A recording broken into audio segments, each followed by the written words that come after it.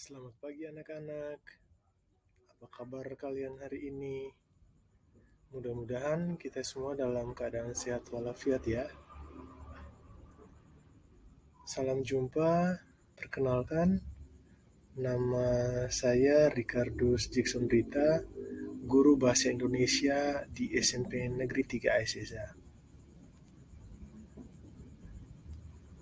Jadi anak-anak, pada kesempatan kali ini kita akan mempelajari materi tentang teks deskripsi. Jadi pada kesempatan ini yang akan kita pelajari dari teks deskripsi itu tentang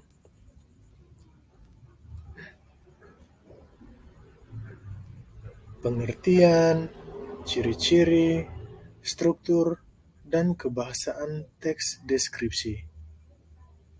Jadi, anak-anak sekalian, hari ini kita akan mempelajari banyak hal ya tentang teks deskripsi ini. Dari pengertian, ciri-ciri, struktur, dan kebahasaan teks deskripsi. Oke, kita langsung mulai dari yang pertama tentang definisi atau pengertian teks deskripsi.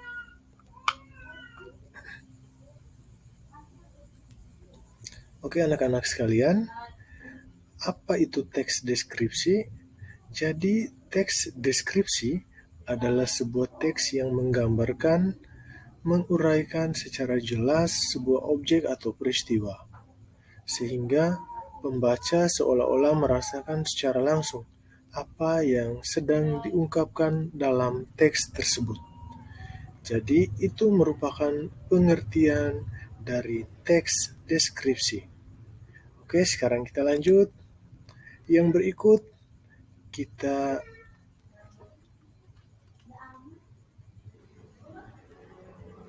akan memahami tentang ciri-ciri dari teks deskripsi. Jadi anak-anak sekalian, perlu kalian ketahui bahwa ciri-ciri dari teks deskripsi itu meliputi apa saja. Yang pertama, melukiskan atau menggambarkan suatu objek seperti benda, suasana tertentu, atau tempat. Yang kedua, penggambaran dilakukan dengan melibatkan panca indera, misalnya indera pendengaran, penglihatan, dan perabaan. Yang ketiga, memaparkan ciri fisik dan sifat objek tertentu, seperti bentuk, warna, ukuran, dan kepribadian secara rinci dan jelas. Yang keempat, banyak ditemukan kata-kata yang maknanya berupa kata sifat atau keadaan. Dan yang terakhir atau yang kelima, para pembaca atau pendengar itu dapat merasakan sendiri atau mengalaminya sendiri. Jadi ini menjadi sebuah nilai positif ya. Misalnya anak-anak sekalian itu belum pernah pergi ke suatu tempat atau objek tertentu, tapi ketika dengan membacakan teks deskripsi ini, kita seolah-olah merasakan atau mengalaminya sendiri. Oke, jadi seperti itu ya. Sekarang kita lanjut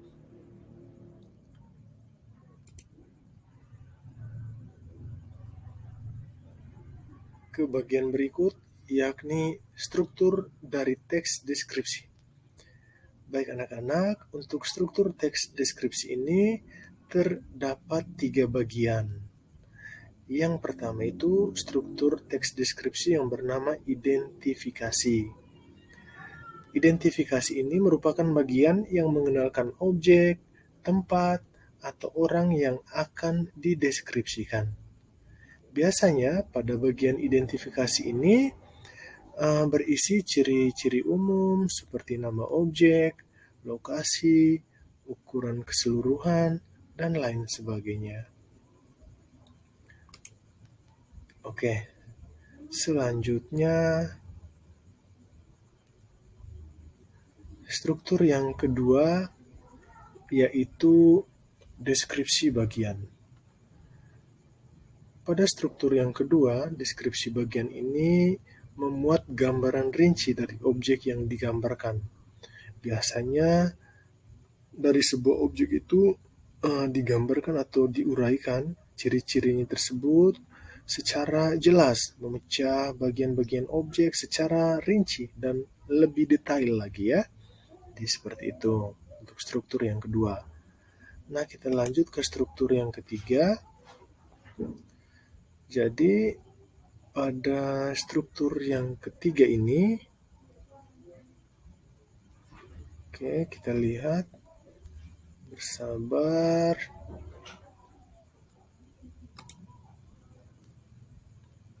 Oke, kita agak bersabar ya anak-anak. Ini sedikit gangguan jaringan, ini agak lambat. Oke, ini kita lihat. Jadi untuk struktur yang ketiga itu adalah penutup. Pada bagian penutup ini biasanya berisi kesan umum yang didapatkan penulis setelah melihat suatu objek. Jadi itu merupakan struktur dari teks deskripsi. Oke, sekarang kita lanjut. Kita masuk pada tahapan mencermati struktur dari teks deskripsi itu sendiri. Oke, atau kita akan menelaah struktur dari teks deskripsi anak-anak. Oke, sekarang mari kita perhatikan bersama. Pak Guru akan menampilkan sebuah teks deskripsi. Oke, mari kita cermati bersama terlebih dahulu. Pada bagian kiri tersebut dengan latar yang berwarna putih itu merupakan sebuah paragraf teks deskripsi dengan objek yang bernama tongkonan. Tongkonan itu merupakan sebuah rumah adat ya anak-anak, rumah adat masyarakat Toraja. Oke, silakan dibaca sebentar. Oke. Baik anak-anak, pada paragraf ini atau paragraf pertama ini merupakan bagian identifikasi. Kenapa dikatakan sebagai bagian identifikasi? Karena pada paragraf ini memuat nama objek, lokasi, serta gambaran umum dari objek tersebut ya. Jadi seperti itu. Jadi pada paragraf ini merupakan struktur identifikasi dalam sebuah teks deskripsi. Oke, kita lanjut. Mari kita perhatikan bersama kembali. Ya, kembali Pak Guru tampilkan ini paragraf kedua dari teks deskripsi, masih kelanjutan dari teks yang tadi ya. Oke, mari kita cermati bersama terlebih dahulu. Ya. Pada paragraf ini merupakan struktur dari deskripsi bagian dalam teks deskripsi. Kenapa dikatakan sebagai struktur deskripsi bagian? Karena pada bagian ini penulis menjelaskan suatu objek itu secara lebih terperinci atau lebih mendetail lagi.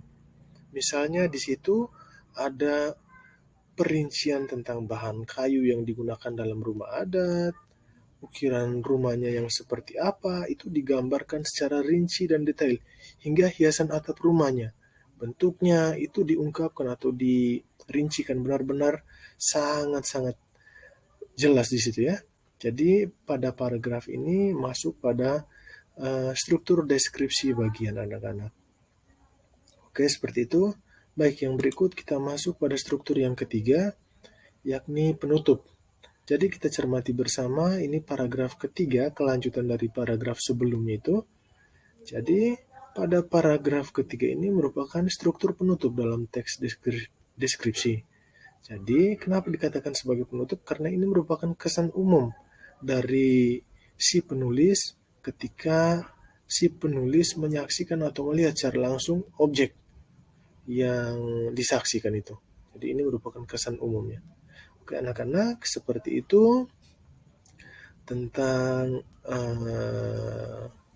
cara kita memahami dengan baik struktur dari teks deskripsi. Oke, sekarang kita lanjut ke bagian yang berikut. Kita akan mencermati kaidah kebahasaan teks deskripsi. Oke, untuk kaidah kebahasaan teks deskripsi anak-anak, perlu kalian ketahui bahwa dalam teks deskripsi itu banyak sekali menggunakan kaidah-kaidah kebahasaan. Salah satunya itu yang pertama, menggunakan kalimat yang berisi penjelasan terperinci untuk membuat objek itu menjadi konkret atau menjadi lebih nyata lagi. Oke, Jadi pada kalimat berisi penjelasan ini atau kalimat penjelas itu adalah kalimat-kalimat yang isinya merupakan penjelasan uraian atau berupa perincian detail tentang kalimat utama suatu paragraf. Sebagai contohnya anak-anak, mari kita perhatikan bersama. Pada bagian kiri ini adalah kalimat utama. Jadi ini contoh kalimatnya, ibuku orang yang sangat baik. Kita masuk pada kalimat penjelas yang merupakan kalimat perincian untuk menjelaskan itu. Jadi seperti ini penjelasannya. Dia berusaha menolong semua orang, dia ramah dan tutur katanya lembut kepada siapa saja.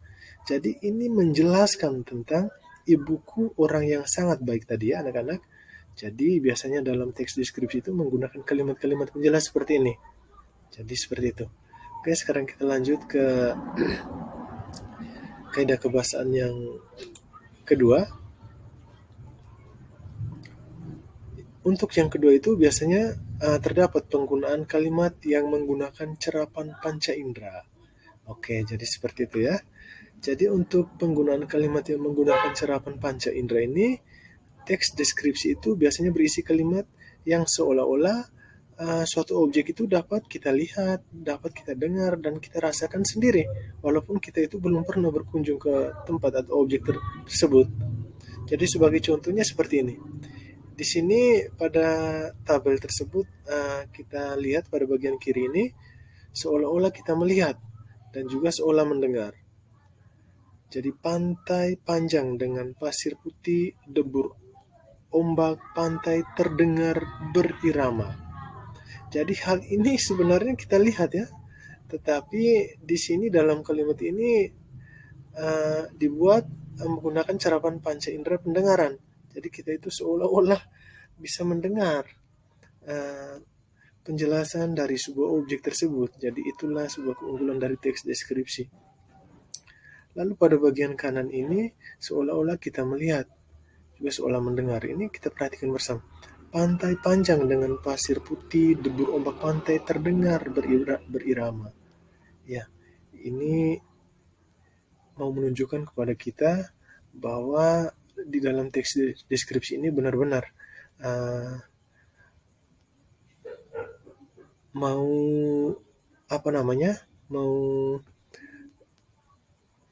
semacam membawa kita pembaca atau pendengar itu seolah-olah kita itu merasakan secara langsung ya. Jadi kalimat-kalimat yang menggunakan cerapan panca indera ini biasanya dituangkan dalam teks deskripsi. Oke, kita lanjut ke yang ketiga. Yang ketiga ini menggunakan pilihan kata dengan emosi yang kuat dalam teks deskripsi. Oke, kata-kata dengan emosi yang kuat adalah kata-kata yang digunakan untuk menggambarkan dan mengekspresikan perasaan yang dialami seseorang. Contoh-contoh kata itu misalnya kata terpesona, mempesona, elok, cerai-berai, tabah. Jadi kata-kata ini seolah-olah bisa mempengaruhi orang yang membaca atau mendengarkan penyajian atau penyampaian dari teks deskripsi kita. Ini kata-kata ini masuk dalam kata-kata dengan emosi yang kuat. Jadi seperti itu, di mana biasanya penulis itu mengekspresikan kata-kata ini biasanya dituangkan dalam teks deskripsi yang dibuatnya. Jadi seperti itu ya anak-anak. Oke, untuk selanjutnya itu ada penggunaan, ini yang keempat sebenarnya, penggunaan kata bermajas. Apa sih majas itu? Majas itu merupakan kata kiasan yang berfungsi meningkatkan kesan dan mempengaruhi pendengar ataupun pembaca dalam teks deskripsi. Baik, sebagai contohnya mari kita perhatikan bersama. Ini ada dua jenis contoh majas. Yang pertama, angin begitu lembut, terasa mengelus kulit. Mengelus kulit. Ini merupakan majas personifikasi anak-anak. Jadi majas personifikasi itu adalah majas yang mengumpamakan benda-benda mati atau benda yang tak bernyawa itu seolah-olah bernyawa atau dapat berbuat seperti manusia. Angin begitu lembut terasa mengelus, angin mengelus kulit. Kan tidak mungkin. Jadi seperti itu ya biasanya menggunakan kata-kata bermajas. Oke, yang kedua ini juga merupakan contoh majas personifikasi. Mari kita lihat contoh kalimatnya. Bukit-bukit tangguh nampak menjadi latar bagian pantai. Bukit-bukit tangguh. Tangguh ini bisa dilakukan oleh manusia sebenarnya sih, tapi di situ dinyatakan dari bukit. Jadi ini merupakan bagian dari personifikasi. Oke, yang ketiga ini contoh kalimatnya. Pohon itu tumbuh setinggi gunung. Hiperbola, majas yang melebih-lebihkan sesuatu. Jadi seperti itu ya. Pohon itu tinggi, tapi tidak mungkinlah setinggi gunung. Jadi seperti itu. Jadi biasanya dalam teks deskripsi itu terdapat penggunaan-penggunaan majas ya, anak-anak. Jadi dua contoh majas itu Pak pikir sudah cukup. Oke, kita lanjut. Ya, jadi seperti itu anak-anak. Uh, jadi pada kesempatan kali ini materi yang Pak sajikan ini tentang teks deskripsi, yakni tentang pengertian, ciri-ciri, struktur dan juga kaidah kebahasaan. Jadi oleh karena itu bisa kalian cermati baik-baik. Setelah itu pahami, lalu bisa melakukan uji coba dengan mencari contoh-contoh teks deskripsi yang ada di internet atau lain sebagainya untuk mendalami lebih lanjut dari materi yang Pak Guru sajikan pada pertemuan kita kali ini. Jadi anak-anak, dengan demikian penyajian materi teks deskripsi untuk kesempatan kali ini Pak Guru akhiri. Terima kasih untuk kita semua. Selamat pagi. Sampai jumpa lagi di pertemuan berikutnya. Bye-bye.